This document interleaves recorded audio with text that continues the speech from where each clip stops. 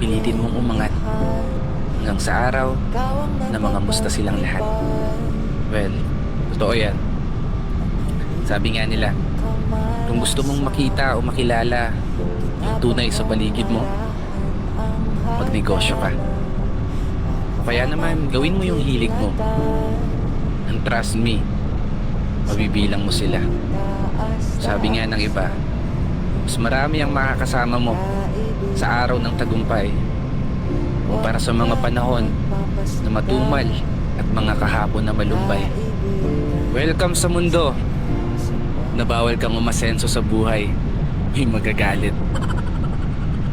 Pero seryoso, hindi ko to sinasabi para mang-brag ng iba. It's just a fact na hindi lahat magugustuhan ka. Hindi lahat bibilib. Hindi lahat papalakpak. Hindi lahat makikinig. At hindi lahat makikisimpatya. Dahil parte ng paglalakbay ang may madaanan kang lubak. May ilan na makikisabay. At meron din naman na makikisakay.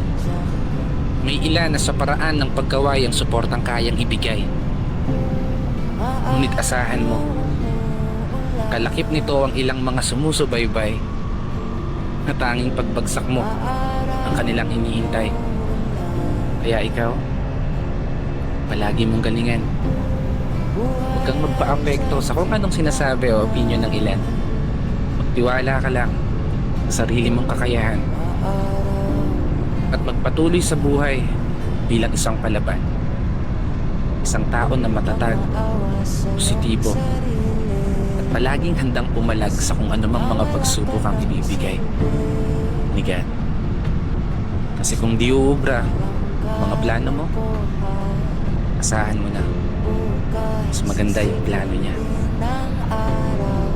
Pero bago magtapos ang video na to, gusto ko munang pasalamatan lahat ng mga taong patuloy na naniniwala at sumusuporta. Hanggat nandyan kayo, pangako, hindi ako mapapagod lumikha ng mga obra. Kaya isang pagpupugay para sa lahat ng mga kapatid ng motorista na patuloy sumasabay sa hamon ng buhay. Tatagumpay ka.